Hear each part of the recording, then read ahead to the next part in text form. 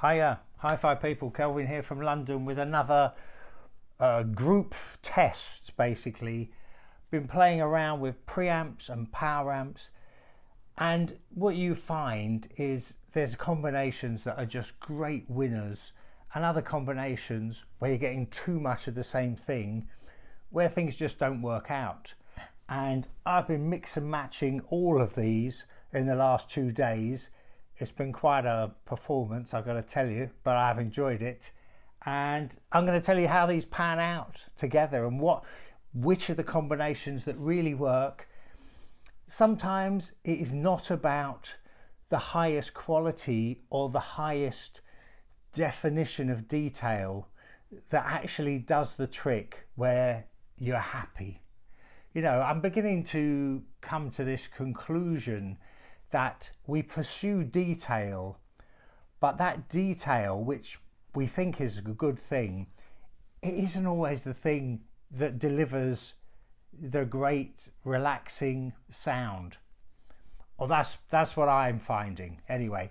And I'm actually still discovering interpretations or how to explain this to myself after doing reviews like this for quite a few years now. So it's kind of surprised me that I've only just come to this conclusion. Anyway, I'll do the technical stuff on these and we get right into, literally we have 3 preamps, 2 power amps, and I've cross-referenced every one. Okay, quickly. Naim Nap 100, 50 watts a channel power amp. Heed Obelisk PS, I think it's 50 or 60 watts power amp. That's probably the most expensive bit of kit here. And this is, you know, rated, obviously, Naim, I'm sure you know. This is a Croft preamp. Now this actually hasn't even got a serial number on the back. It's British, it's got some valves in it. I think it's kind of handmade or made to order. I mean, correct me if I'm wrong, but I've got a feeling that is true. It has one annoying feature, which it has a separate volume control for left and right. So you're never sure whether you've got exactly the same, you know, quantity on each channel. Apart from that, it's a great thing. And this, NAD 3020, I'm using the preamp of that. Now let me say straight off, you might think, well, what's the preamp of that doing in the same, competing with a dedicated preamp? Well, it's a pretty classy British thing there, that Croft, and also a linn wakonda, pretty classy bit of kit. It's unusual. That's all I want to say to you. It's rare to find an old integrated amp that separates into pre and power where the preamp is really worth having. Because in my experience, and I've got loads of that old stuff, you know, the preamp is not the bit that I want to use of old gear. I want to use the power amp.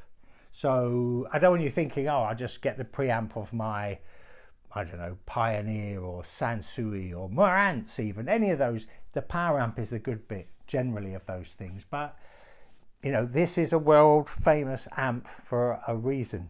And it does have a real, it competes, I can tell you. And that is a linn wakonda preamp. So that's about, I'm going to guess it, 200 quid. You can get these for like 150 quid. This will probably be something like 400 quid, pounds, pretty much close to $1 or €1.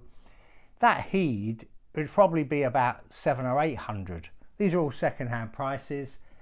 And this Naim Nap 100, second-hand, I'm going to say about 300. So you get the picture. Okay.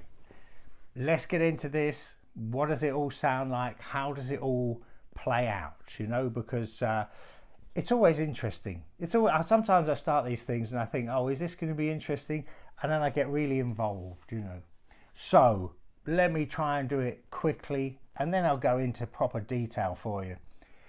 Things that stick out. The things that have the most accuracy and detail is that Heed and this Croft. You've got to say that.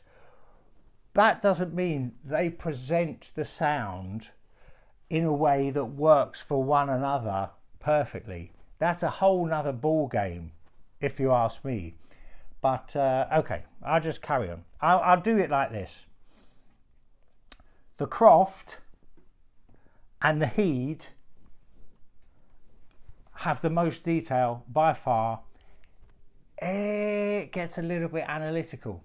This is a little bit analytical, and this has valves in it which orientates it towards the sort of airy top end. So it starts getting a little bit etchy or just kind of over detailed, and a bit of like losing the bass impact. But I carry on and you'll get the picture. Let me go to the opposite end of the spectrum. The NAD with the Naim. These are both, you can't really go wrong in this world with Naim amplifiers. If you know about hi-fi, you probably know that. You know, they're always pretty amenable, not doing anything extreme. But if I put this preamp of this NAD with that Naim, I've got a very different picture than I have the Croft and the Heed. And the picture I'm getting is a warmer, more cohesive. I actually would say that. Even though there's more detail with those two, I'm getting a more cohesive. And now when I say this word cohesive, what I mean is, and this is maybe getting into personal taste territory, I'm getting the bass forwards. I'm getting the bass as a grounding, and in my mid-range and treble are on top. Now, if you understand what I'm saying, that's what I like, and I think it's fairly common to like that. It's kind of, I call it bass first. This doesn't mean the bass is over big. It just means it's pushed forward. It's in the room. I'm always use that expression, in the room. The bass is in the room, and the treble, the mid and the treble are kind of on top, as they should be, and kind of further back in a way. But let me continue and you'll get more information. The linn, okay. Now this linn is a quality thing, you know. It's a tiny bit digital. It's a tiny bit analytical. I mean, you could also call that delicate and refined. You know, when I say these words, this is minimal, but it's the only way I can explain it. So the linn with the heed, what did I put here? Too analytical, uninvolving. The linn and the Naim is good. The NAD, are you following all this? I know it's tricky. The NAD and the Naim is my favourite. It's full, it's engaging.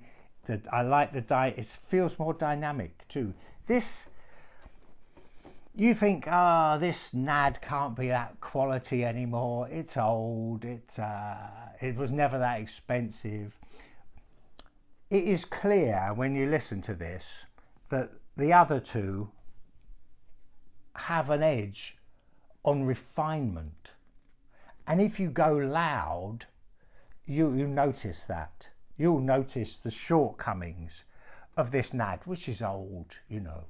But what this NAD does is it just presents things in a nicer way.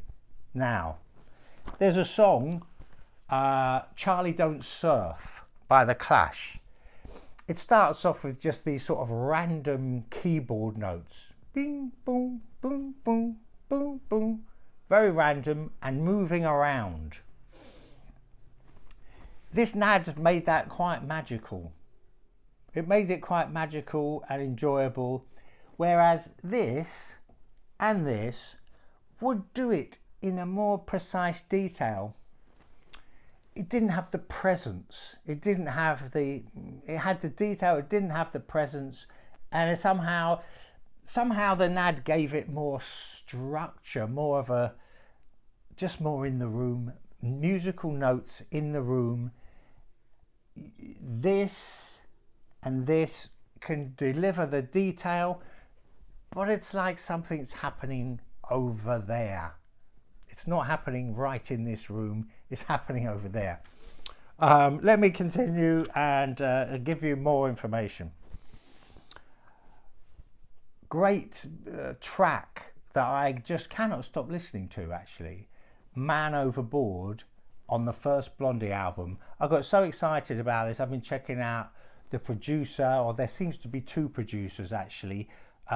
Richard Gotterer, Gotteher, and a man called Craig Leon, who's still alive. And I think they're both still alive, actually. Craig Leon is a bit younger. But I can't actually work out exactly what those two, which one was the producer. But whatever it is, that is one humdinger of a production. So much going on, so interesting. You've got Debbie Harry's voice doing all kinds of vocals in all kinds of positions, mass vocals, little vocals on the right, little vocals on the left. There's all sorts of instruments dancing around. If you listen to this and turn it up a bit if you can, listen to on the right as the song goes on, you start just hearing a tambourine on the right hand speaker, and there's an organ on the right, and there's it's just so entertaining. There's so much to listen to, and I feel like it's a really good test record because you don't get the fantasticness of that track until Hi-Fi's a bit good. If you haven't got if the Hive system isn't that good, it seems like a bit of a nothing song. Seems like there's not that much going on. The better the system gets, the more you see. It's like more revealing, the more detail you get. And of course, Debbie Harry's voice is sublime, it's gorgeous, and to hear it, lots of it, and all the harmonies, it's just lovely. And I'm mad about that song, Man Overboard, first Blondie album. Okay, what am I talking about? These amps. Ultimately, this is the thing I want to say, is having detail which you pursue, and I would pursue, maybe that isn't the ultimate arbiter of what's good. Really, you want detail and you want it presented to you in the right way. So, what's going on with playing around with these is finding the combinations that work. And some combinations, they really don't work. And that's the difference between I like it, I'm really enjoying myself, or I'm not happy with this, I need to change some equipment. It's that dramatic. But this is all decent or good gear for sure. Yes, there's no anything poor here at all. But the combination that I landed was the NAD and the Naim. I would have the NAD and the Heed. That would do it, because the preciseness of this is kind of evened out by the magic of this. And the detailing of, say, that Croft, which is really, it is a superior bit of equipment, and it's newer. It has got more detail in it, but it doesn't make your heart sing, and for me, it doesn't relax me. This is the thing. I mean, you may have different thoughts on this, and I'm sure you do, but a lot of people do land up agreeing with me when I play them stuff here. The ultimate thing is I want to listen to the music, and I basically, I want to bathe. I don't mean like I'm sunbathing. I just want to relax, let it wash over me, let me feel it, let me not have to listen for anything. I don't want to be going, oh, where's the rhythm, I want it all there in abundance, to the point where I'm literally bathing, either in sun or in a bath, but I'm bathing in music. That's like what I'm after. I mean, you might be after something different, but so yeah, that's the different combinations of all these different albums. That's is that it? I think that's it. I mean, I could go on and on about the details, but if anything, I would say that I'm disappointed in this linn. I kind of never really keep it on very much. It's kind of polite and delicate. With the right amp and speakers, it would be fine, but it's a little bit of a magic killer, you know, just a bit of a magic killer. You know, digitally things can kill the magic, but you know, it's not a bad bit of kit, but it doesn't have the magic. That has magic, that has a bit of magic, that has a bit of magic, and that has all the detail you could poke a stick at in there. You know, but you need to counteract that with the right preamp. So it's all about combinations. I'm sure I know this, I've said it before, and you probably know this yourself, but combinations is everything. Some of these combos I'll be happy, some of them I wouldn't. Okay, support me on Patreon if you like. There's some more information on there. And yeah, okay, that's it. Thanks. Bye for now.